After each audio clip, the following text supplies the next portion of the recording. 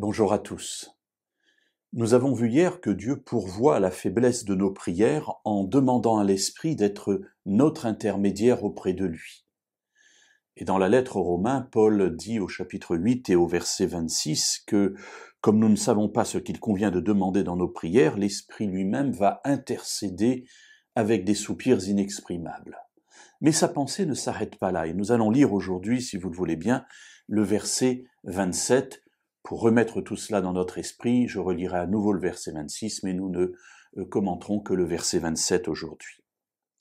De même aussi, l'Esprit vient au secours de notre faiblesse, car nous ne savons pas ce qu'il convient de demander dans nos prières. Mais l'Esprit lui-même intercède par des soupirs inexprimables, et celui qui sonde les cœurs connaît quelle est l'intention de l'Esprit.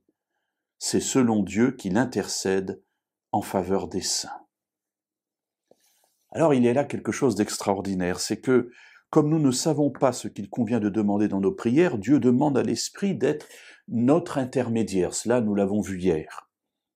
Et, chose étonnante, ou chose merveilleuse, celui qui sonde les cœurs, c'est-à-dire Dieu, connaît quelle est l'intention de l'Esprit.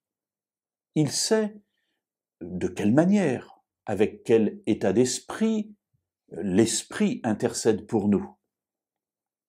Le texte dit, Paul dit, c'est selon Dieu qu'il intercède en faveur des saints.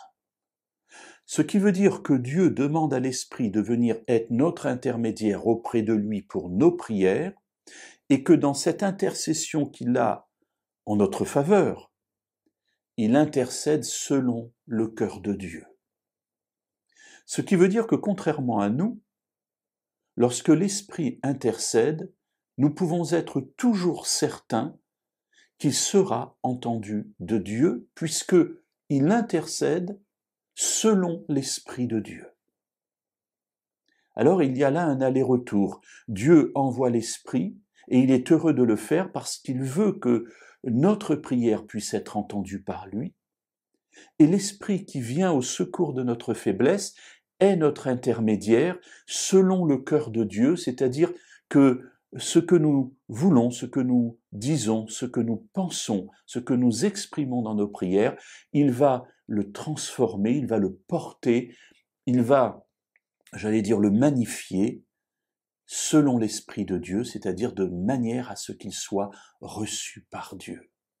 Mes amis, c'est extraordinaire, cela veut dire que chaque fois que nous nous approchons de Dieu dans la prière, avec un état d'esprit d'écoute et de soumission, nous savons que Dieu nous entend toujours, parce que l'Esprit est là, comme étant celui qui porte nos prières à l'oreille de Dieu lui-même.